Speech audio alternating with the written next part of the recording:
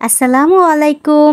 যাচ্ছি নোয়াখালীর কয়লা রেস্টুরেন্টে মেজবান খাবার খাওয়ার জন্য। আপনারা কয়লা রেস্টুরেন্টে মেজবান খাবার পাবেন প্রতি রবিবার, সোমবার এবং মঙ্গলবারে। কয়লা রেস্টুরেন্টটি হচ্ছে বাইতুল আমান কোর্ট মসজিদ মার্কেটের দ্বিতীয় তলায়, প্রিমিয়ার ব্যাংকের পাশে, নোয়াখালী সুপার মার্কেটের উল্টো দিকে, DC office road, Maijdee court, Noakhali.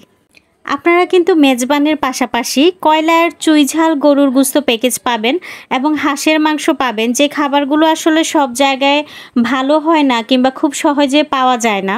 ফুল দেওয়ার মতো একজন মানুষ আসুক আমার জীবনে, মানুষটা ফুলের মতো সুন্দর হোক, এটাই এখন প্রত্যাশা করি। যাই হোক, আমাদের মেজবান খাবার চলে এসেছে এবং দেখতে খুব ইয়াম্মি ছিল। খাওয়ার পর যদি রিভিউ দিতে হয় তাহলে বলতে হয় খাবার মোটামুটি অ্যাভারেজ ছিল এবং প্রাইস অনুযায়ী খাবারের মান ঠিক ছিল।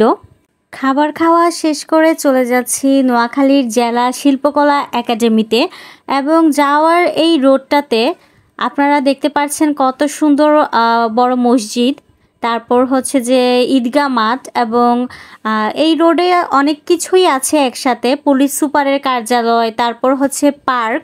এবং আমি যখন সকালবেলা স্কুটি প্রশিক্ষণ দেওয়ার জন্য এই রোড দিয়ে যাই, আমার কাছে খুবই ভালো লাগে। একদম নিরিবিলি একটা রোড, পরিষ্কার পরিচ্ছন্ন। নোয়াখালী জেলার প্রাচীন নাম ছিল ভুলুয়া, নোয়াখালী সদর থানার আদি নাম ছিল সুধারাম। আপনারা হয়তো অনেকেই জানেন কিংবা অনেকেই জানেন না, তো আমিও রিসেন্টলি জেনেছি, এর জন্য আপনাদের সাথে শেয়ার করা। নোয়াখালী তার কিছু জনপ্রিয় আকর্ষণের জন্য পরিচিত, যার মধ্যে রয়েছে মুসাপুর ক্লোজার, নিঝুম দ্বীপ, বজরা শাহী জামে মসজিদ। এর মধ্যে আমি মুসাপুর ক্লোজারে গিয়েছি 3-4 বার, কিন্তু নিঝুম দ্বীপ কিংবা বজরা শাহী মসজিদে আমার এখনও যাওয়া হয়নি।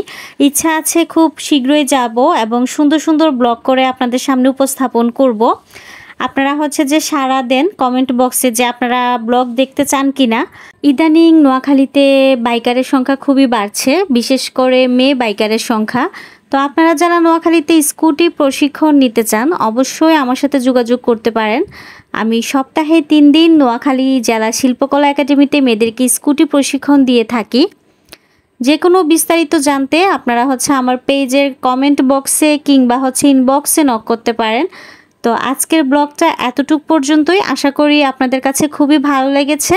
সবাই ভালো থাকবেন আর আমার জন্য দোয়া করবেন বেশি বেশি করে।